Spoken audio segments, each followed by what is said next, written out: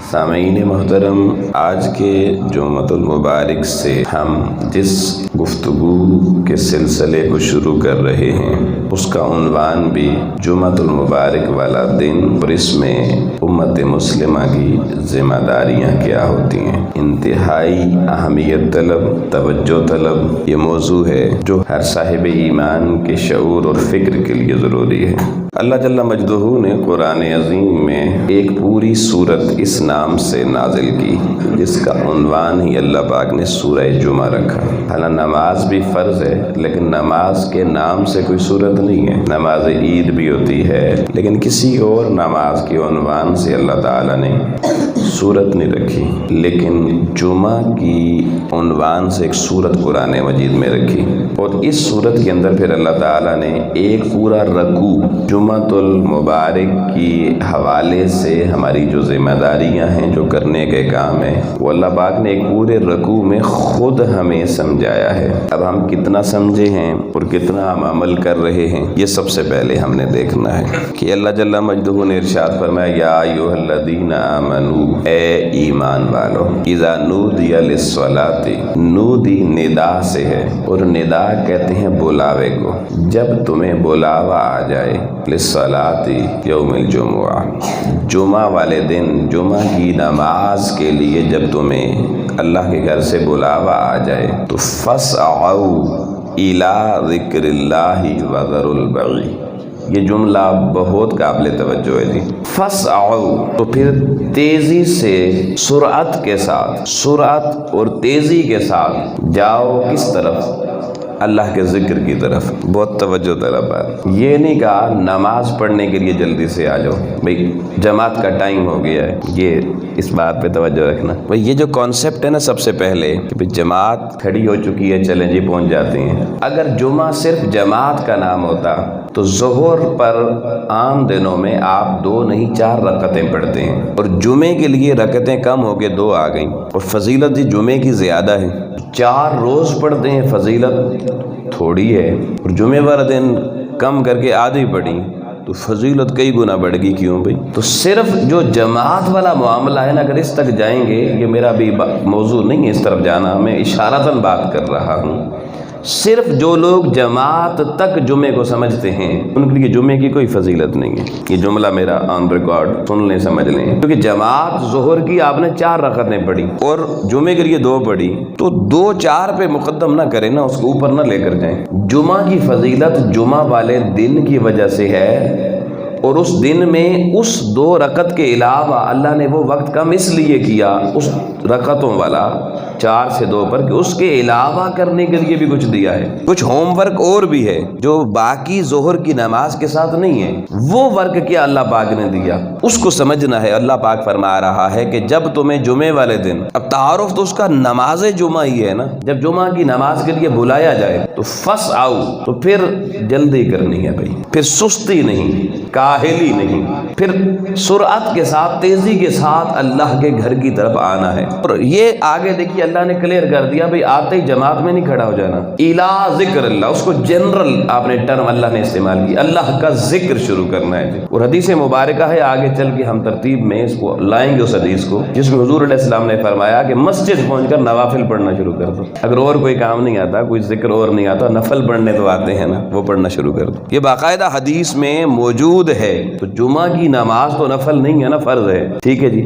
اللہ پاک نے یہ کلیئر کر دیا کہ جمعہ کی جو جماعت ہوگی وہ اپنے وقت پر آئے گی، مگر جب بلاوا آ جائے تو پھر تاخیر نہیں کرنی۔ وذروا البیع، اب اللہ کو پتا تھا کہ دنیا کا رزق تجارت کے ساتھ اکثر جڑا ہوتا ہے، اور یہ ایک حیران کن بات بتاؤں کہ جس وقت اللہ کا بلاوا آئے نا، اس وقت گاہک بھی زیادہ آتا ہے دکان کے اوپر۔ یہ پہلی قوموں میں بھی ہو چکا ہے کہ ہفتے والے دن اللہ نے شکار سے منع کیا تھا ایک قوم کو، انہوں نے دیکھا بھئی پورا ہفتہ ہم جناب تھکے رہتے ہیں، دریاؤں پر لگے رہتے ہیں، مچھلیاں اوپر آتی نہیں ہیں، نیچے چلی جاتی ہیں، اور جب ہفتے والا دن آتا ہے، اب بظاہر چھٹی تھی اس دن، اللہ کا ذکر کرنا تھا، عبادت کرنی تھی، شکار نہیں کرنا تھا، تجارت نہیں کرنی تھی۔ وہ جب ادھر انہوں نے جھانک کے دیکھا دریاؤں کی طرف تو مچھلیاں اوپر سے انہیں ایسے کر رہی تھی، بھئی اب دیکھو نا ہم پورا ہفتہ نظر نہیں، آج ہمیں دیکھو ہم کہاں پر آئی ہوئی ہیں۔ تو کاروبار زیادہ نظر آیا، انہوں نے کہا یار چلو کوئی نہیں، بعد معافیاں ہو جائیں گی۔ وہ اس خیال سے کہ بعد میں اللہ تو بڑا معاف کرنے والا جی، معافی مانگ لیں گے، آج کر لیتے ہیں شکار۔ انہوں نے اپنی دکانداری شروع کر دی۔ وہ وقت جو اللہ نے منع کر دیا تھا ادھر جانے سے، وہ شروع کر دیا۔ اب اللہ نے کچھ چیزیں قرآن کا موضوع بنائی، اور یاد رکھیے اللہ نے سابقہ امتوں کی کسی ایسی چیز کو قرآن کا موضوع نہیں بنایا جو اس امت کی ضرورت نہ تھا۔ قرآن کا موضوع صرف وہی چیزیں بنی جو اس امت کی بھی ضرورت تھیں۔ اب سورہ بقرہ آیت نمبر 65 میں اللہ پاک نے اس قوم کا حال بیان کیا کہ ہم نے انہیں کیا کیا، فَقُلْنَا لَهُمْ كُونُوا قِرَدَةً خَاسِئِينَ، ہم نے انہیں شکلیں بگاڑ کر انہیں بندر بنا دیا، یعنی بندوں سے اٹھا کر بندر بنا دیا جی۔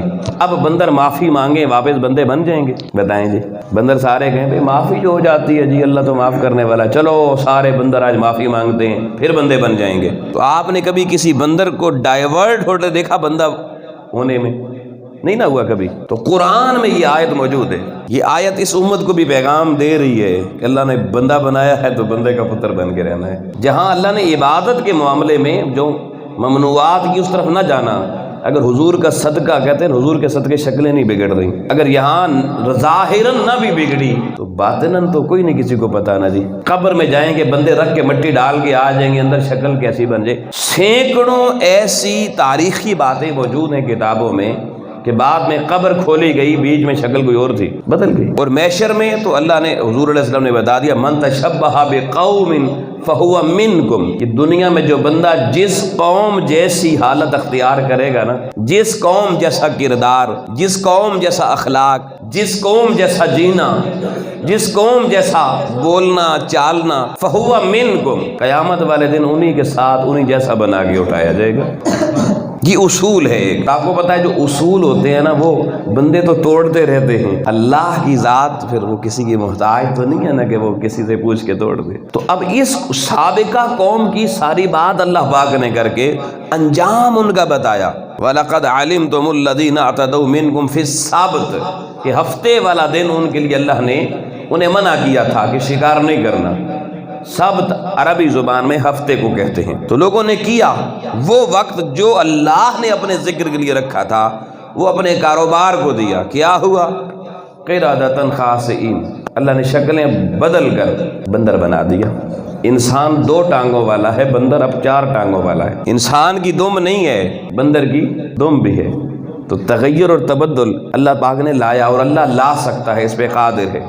ہمیں اللہ نے یہ بات بتا کہ اب سورہ جمعہ میں اس امت کو مخاطب کر کے اللہ نے فرمایا لوگوں غور سے سننا، فَاسْعَوْا إِلَىٰ ذِكْرِ اللَّهِ وَذَرُوا الْبَيْعَ، کہ جب بلاوا جمعے والے دن تمہیں آ جائے، کاروبار بند، بزنس اسٹاپ، آفس بند، چلتی ہوئی گاڑی جہاں تک ڈرائیور لے گیا اسٹاپ، کسان اپنی زمین میں سبزی لگا رہا ہے، پھل لگا رہا ہے، فصل لگا رہا ہے، کوئی نرسری میں کام کر رہا ہے، بس جب بلاوا آ گیا جمعے والے دن سٹاپ، روک دینا ہے۔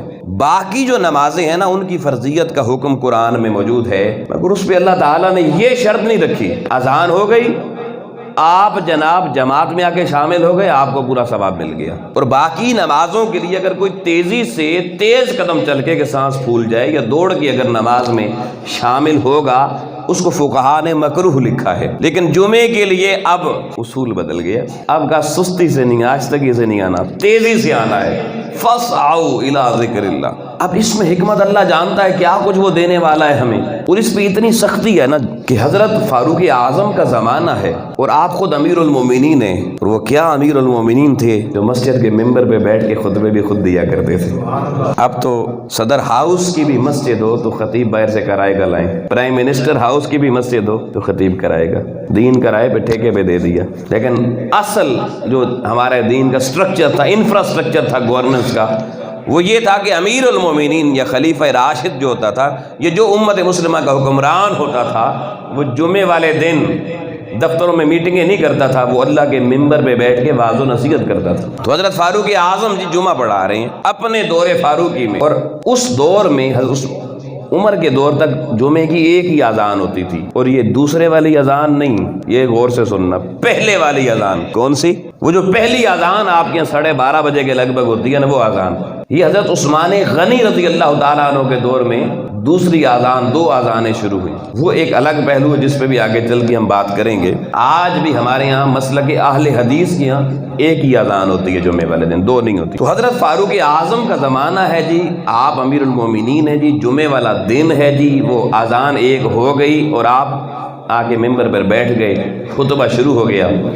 حضرت عثمان غنی رضی اللہ تعالیٰ عنہ آپ سامنے موجود نہیں تھے، باقی صحابہ موجود تھے، مسجد کھچا کھچ بھری ہوئی تھی۔ ہمارا دور تو تھا نہیں کہ جناب خطیب اکیلا ہی شروع کرے، باقی پوری دنیا میں جو سینئر باس ہوتا ہے وہ ہمیشہ آخر میں آتا ہے۔ یہ واحد دین کا ممبر رہ گیا لوگوں، افسوس کا مقام ہے۔ اسی لیے مسجد کا مولوی سب سے چھوٹا ہو گیا ہے لوگوں کی نظر میں بھی، جس وقت مرضی آ جائیں۔ پوچھنے والا جو اس کے پاس اختیار نہیں پوچھنے کا، اگر اس کو ساتھ ایک سرکاری طور پر ایک کانسٹیبل کے بھی اختیار مل جاتے نا، پھر شاید معاملہ اور ہوتا، مگر لوگوں کو پتا بے بس آدمی ہے جی، کیا کر لے گا۔ تو حضرت عثمان غنی تشریف لائے جی، اور ابھی ابتدائی کلمات گئے تھے حضرت فاروق اعظم نے، زیادہ لمبا بھی خطبہ نہیں دیا تھا۔ حدیث پاک میں ہے، صحیح مسلم شریف کی حدیث مبارکہ ہے جی، حضرت فاروق اعظم نے دوران خطبہ روک کے عثمان غنی سے پوچھا کیوں لیٹ آئے ہو جی؟ ان کے پاس اختیار تھے، تو یہ بات میں نہ کہتے نا جی آج پروفیسر صاحب کو کیا ہو گیا، کانسٹیبل بننا چاہتے ہیں۔ حضرت عثمان غنی کا ادھر ہی احتساب کیا، کہا عثمان غنی کیوں لیٹ آئے ہو؟ اب انہوں نے جواب دیا، انہوں نے کہا حضور میں جیسی آذان ہوئی نا، جیسے ہی میں نے آذان سنی، جسٹ میں نے وضو کیا، اور وضو کر کے میں سیدھا مسجد میں آ گیا اور کوئی کام نہیں کیا۔ اب وضو تو ایک ساتھ حصہ ہے نا جی، پارٹ ہے طہارت کا۔ آپ جانتے ہیں سیدنا فاروق اعظم نے کیا کہا؟ آپ نے کہا عثمان غنی کیا تم نے رسول اللہ سے یہ بات نہیں سنی؟ انہوں نے کہا نا میں نے صرف وضو کیا اور سیدھا چل کے مسجد میں آ گیا اور کوئی کام نہیں کیا۔ آپ نے کہا عثمان اذان بھی سنی جمعے کی، جانتے بھی ہو جمعہ ہے، اور پھر صرف وضو کیا، صرف اتنا چھوٹا کام اور لیٹ؟ فرمایا کیا تم نے رسول اللہ سے نہیں سنا؟ آقا نے فرمایا جمعے والے دن جمعہ میں غسل کر کے آیا کرو۔ فرمایا عثمان تو نے غسل بھی نہیں کیا، صرف وضو کیا، اس پہ بھی نہیں مان لیا، تنبیہ فرما دی حالت خطبہ میں۔ تو پتہ چلا خلفائے راشدین کا یہ سنت ہے کہ خطیب آنے والوں کا محاسبہ کر سکتا ہے، پوچھ سکتا ہے بھائی کیوں لیٹ آئے، اور یہ کام آج ہماری ضرورت بن چکا ہے۔ اگر حضرت عثمان غنی رضی اللہ تعالیٰ عنہ جو بعد میں خود خلیفہ راشد رہے، اگر ان کا محاسبہ لوگوں اس ممبر پہ بیٹھ کے ہو سکتا ہے تو آج 15ویں صدی کی امتی کا کیوں نہیں ہو سکتا؟ ہم کس بات کی مولی ہیں؟ اللہ کریم نے فرمایا فَاسْعَوْا إِلَىٰ ذِكْرِ اللَّهِ وَذَرُوا الْبَيْعَ۔ اب اس بیع میں وہ صرف دکان والی تجارت نہیں ہے، بیع میں آپ محدثین فرماتے ہیں ہر وہ چیز شامل ہے جو اللہ کے گھر میں آنے میں رکاوٹ ہو، چاہے کوئی مہمان آ گیا، چاہے کوئی گلی میں بندہ مل گیا اور آپ ادھر ہی کھڑے ہو گئے، اسے کہیں نہیں فَاسْعَوْا إِلَىٰ ذِكْرِ اللَّهِ، آج کوئی گل نہیں ہونی، اس کو بھی لے کر آئیں۔ مہمان آیا اس کو کوئی چلو بھائی پہلے مسجد چلتے ہیں، باقی باتیں بعد کی۔ اے امت مسلمہ میں پوچھنا چاہتا ہوں، میرے کریم رب کا قرآن پچھلے ہفتے نہیں اترا، اس ہفتے میں نہیں اترا کہ پچھلے جمعے میں آیا تھا تو نہیں تھا، اس ہفتے کی صورت نازل ہو گئی۔ امام الانبیاء علیہ السلام کے ظاہری دور میں یہ قرآن مکمل ہو گیا، اس وقت سے قرآن میں یہ پڑھا جا رہا ہے، پڑھایا جا رہا ہے، اور آپ جب سے بچپن سے آپ نے قرآن پڑھا یہ آیتیں پڑھ رہے ہیں۔ تو میں پوچھتا ہوں کیا قرآن کی آیت میں اتنی طاقت نہیں رہی، کمزوری آ گئی ہے کہ ہمارے دل پر اثر ہی نہیں کرتی؟ یہ کمزوری لوگوں اللہ کی عزت کی قسم قرآن میں نہ کل تھی، نہ آج ہے، نہ قیامت تک ہوگی، یہ کمزوری ہمارے ایمان میں آ گئی ہے۔ اس کو اپنی ایمانی کمزوری سمجھیں کہ رب کہہ رہا ہے بھائی یہ کام آپ نے اب نہیں کرنا اور آپ کر رہے ہیں، تو مجھے بتائیں کس کا آرڈر توڑ رہے ہیں؟ اب اگر آپ میں سے کسی بندے نے زندگی میں نوکری کی یا کر رہا ہے، اس کو آفس کا باس ہے کہے بھائی یہ کام نہیں کرنا، وہ کرے، تو کیا خیال ہے چلتا رہے گا؟ پھر بہت مشکل ہے نا، پھر بہت ہوا تو ایک دفعہ 2 دفعہ وہ معاف کر دے گا، اگلی دفعہ کہے گا چل نکل ادھر سے۔ اللہ کا قرآن 1500 سال سے لوگوں دنیا کے سامنے یہ اعلان کر رہا ہے فَاسْعَوْا إِلَىٰ ذِكْرِ اللَّهِ۔ اب گھر میں بیوی بھی روکے نہیں رکنا، سگی ماں بھی روکے تو نہیں رکنا، کیونکہ ماں باپ کی اطاعت اللہ رسول کی اطاعت کے بعد ہے۔ سگی ماں کے حکم پر بھی اگر آپ جمعے کے لیے نہیں رک سکتے تو اپنی مرضی سے ویسے ہی بیٹھے رہنا، ٹی وی دیکھتے رہنا، दुकान खोले रखना। जुम्मे वाले दिन मैंने देखा लोग इधर जुम्मे की अजान होती है तो घर में ना पाइप लगा के गाड़ी धोना शुरू कर देते हैं, मोटरसाइकिल धोना शुरू कर देते हैं गली में खड़े हुए। नहीं इजाजत भैया, आप हराम काम कर रहे हैं। अब जो भी काम करेंगे ना हराम होगा, बस सिंपल, नाजायज काम करेंगे, क्योंकि फरमाने खुदा से आप टकरा रहे हैं। अल्लाह के फरमान के आप मद्दे मुकाबिला खड़े हैं। उसने कहा आ जाओ, आप नहीं आए। अब अल्लाह फिर जहाँ एक अगला जुमला कहता है ज़ालिकुम, ये जड़ी गल मैं दोनों दसी है कहिए, अल्लाह कह रहा है ये जो बात मैंने आपको कही है, ज़ालिकुम खैरुल लकुम, खैर इसी में है, फ़ायदा तुम्हारा इसी में है। वो जो तुम इस तरफ नहीं आओगे दूसरा काम करोगे उसमें फ़ायदा नहीं है, उसमें बीमारी होगी, उसमें परेशानी होगी, उसमें तुम्हारा सुकून चला जाएगा, उसमें तुम्हारे घर में फितना आ जाएगा, उसमें तुम्हारा कारोबार तुम्हें जहन्नुम के गड्ढे की तरफ ले जाएगा, तुम नुकसान और खसारे में चले जाओगे। छोड़ दो, अल्लाह कह रहा है ज़ालिकुम खैरुल लकुम, इसमें बेहतरी है जो अल्लाह ने कह दिया है। इन कुंतुम तालमून, हाय हाय क्या जुमला है, कहे काश तुम मेरी बात जान लेते। इन कुंतुम तालमून, काश तुम्हें अल्लाह का कलाम समझ में आ जाता कि अल्लाह तुमसे क्या बोली बोल रहा है, क्या तकाजा कर रहा है। फिर उसने साथ ही कहा फायदा क़ुदियतिस सलात, जब जुमे की वो जमात हो जाए, उससे फारिग हो जाए, फंतशिरू फिल अर्द, फिर जब मुंतशिर हो जाओ, फिर बिजनेस शुरू कर दो, मगर पहले नहीं। हमारे यहाँ रवाज ये है कि जुमे की नमाज से पहले दुकानें खुली होती हैं, बाद में बहुत से लोग बंद कर देते हैं, बाद में बंद कर देते हैं। बाद में तो खोलने का हुक्म मौजूद है भाई, पहले खोलने को हुक्म नहीं है। अच्छा, अब हमारा ये ख्याल है कि जुमे वाले दिन जी खतीब से पहले आके क्या करना है, असी से क्या करना जी जाके। अब सही बुखारी और सही मुस्लिम की मुत्तफक अलैह हदीस पढ़ रहा हूँ, हज़रत अबू हुरैरा रज़ियल्लाहु ताला अन्हु रावी हैं इस हदीस के। अब फरमाते हैं कि इमामुल अंबिया अलैहिस्सलातु वस्सलाम ने फरमाया इज़ा कान यौमुल जुमुआ वक़फ़तिल मलाइकतु अला बाबिल मस्जिद। आका ने फरमाया जुमा वाले दिन, अभी वक्त नहीं मुतय्यन हुआ, अजान का जिक्र नहीं है यहाँ, पहली अजान का भी जिक्र नहीं है, बस जुमा वाले दिन जैसे ही शुरू हुआ, सूरज चढ़ता दिन शुरू हो जाता है। फरमाया जुमा वाले दिन इज़ा कान यौमुल जुमुआ वक़फ़तिल मलाइका, मलाइका खड़े हो जाते हैं, कहाँ पर, बाबिल मस्जिद, मस्जिद के दरवाजे पर, अला बाबिल मस्जिद। अल्लाह के महबूब कह रहे हैं कि अल्लाह के मलाइका जुमा वाले दिन आकर मस्जिद के दरवाजे पर खड़े हो जाते हैं, व यख्तुबूनल अव्वल, और फिर देखते हैं कि उस जुमे वाले दिन का जो पहला हिस्सा है उसमें कौन अल्लाह के घर में आता है। अभी किसी अजान का जिक्र नहीं है जी, फिर तवज्जो रखना, हमारी तो मस्जिदों को ही ताले लगे होते हैं ना, ये खुलती 12 बजे के बाद है। जुमे वाले दिन शरीयत का मसला बता रहा हूँ। इमाम अंबिया अलैहिस्सलाम की ज़ुबान अक़दस से बुखारी और मुस्लिम दोनों की मुत्तफ़क़ अलैह हदीस। फरमाया जुमे का वक्त का जो जुमे वाला दिन शुरू होता है तो उसका जो पहला हिस्सा होता है वह यक्तुबूनल अव्वल, उस पहले हिस्से में जो खाना खुदा में आ जाता है जुमे वाले दिन, वो मलाइका जो दरवाजे पर खड़े होते हैं वो उसकी हाजिरी लगा के अपने पास लिख लेते हैं, यक्तुबून, उसका नाम लिखते हैं। जो भी आपका नाम है वो नाम कौन लिखता है जी, फरिश्ता लिखता है। ये जी मोहम्मद सलीम साहब आ गए जी, ये इरफान साहब आ गए जी, ये दीवान साहब आ गए जी, जो भी बंदा आता है जो भी नाम होता है, फरिश्ता उसका नाम अपने उस मकतूब में लिखता है। और फरिश्ते क्या खुद कागज शगज बनाते हैं, प्रिंटिंग करते हैं, बताइए ना जी, बोलते चलते तो बिल्कुल नहीं, नाराज रहते हैं भाई। फरिश्ते उन्हें को प्रिंटिंग प्रेस लगाए हुए हैं, वो जो उन्होंने जिस किताब में लिखा होगा बंदे का नाम, वो किताब कहाँ से लेकर आए होंगे, किस दुकान से खरीदी होगी, रहमान बुक डिपो पिंडी से नहीं, वो ये रहमान बुक डिपो नहीं है, ये अब्दुल रहमान बुक डिपो हो सकता है, वो रहमान बुक डिपो वहां पर है कोई। वो सुबह सुबह ना सूरज चढ़ने से पहले जाते होंगे, अल्लाह दे दे रजिस्टर जरा, वहां से रिसीव करते होंगे और आपकी मस्जिद के दरवाजे पर आ जाते होंगे। अब फरिश्ते आके सुबह के खड़े हैं जी, जुमे वाला दिन है, उम्मत को इनके नबी ने बताया हुआ है कि सबसे पहले जो आएगा उसका नाम सबसे पहले दर्जे में लिखना है जी। और हमारी मस्जिदों में फरिश्ते आगे बेचारे, अगर हमें इतना देर किसी जगह खड़ा होना पड़े और कोई बंदा ना आए तो क्या गुजरेगी। लोगों हर जुमे को वो जब रजिस्टर जाता होगा, पहला हिस्सा जो जुमे वाले दिन का खाली, दूसरा भी खाली, तीजा भी खाली, 2.5 पहर गुजर जाते हैं, उसके बाद ये आपका जुमे की अजान पहली होती है। हुजूर अलैहिस्सलाम ने फरमाया जी वो मस्जिद के दरवाजे पर खड़े होते हैं, व यक्तुबूनल अव्वल। और आगे जो बात जो हुजूर ने की ना वो बड़ी सुनने वाली है। इमामुल अंबिया अलैहिस्सलाम ने कहा कि वो सबसे पहले जिसका नाम लिखते हैं ना, सबसे पहले या उस पहले हिस्से में जिनके नाम लिखते हैं, फरमाया उन नाम लिखने वालों के लिए अल्लाह की बारगाह से एक इनाम आता है। वो इनाम क्या आता है? इमामुल अंबिया अलैहिस्सलाम ने फरमाया उस मस्जिद में पहले कदम रखने वाला या पहले हिस्से में आने वाला, اس کے لیے اللہ ان فرشتوں کو یہ بھی لکھواتا ہے کہ لکھ دو اس نے ایک اونٹ میری بارگاہ میں میری حضوری میں قربان ہونے کے لیے پیش کر دیا ہے۔ پھر حضور علیہ السلام نے فرمایا جو اس کے بعد آتے ہیں دوسرے حصے میں، ابھی کسی اذان کا ذکر میں پھر کہہ رہا ہوں اس حدیث میں نہیں ہے، پر میں اس کے بعد جو آتے ہیں دوسرے پارٹ میں، اس میں اللہ فرشتوں کو کہتا ہے اس کے لیے انعام یہ لکھ دو کہ اس نے بھی ایک گائے خریدی، بیل خریدا ہے اللہ کی بارگاہ میں پیش کرنے کے لیے، قربانی کے لیے۔ ان کے بعد آنے والے سیکنڈ لسٹ والے وہ اللہ کی بارگاہ میں ایک گائے کا نذرانہ پیش کر دیا جی۔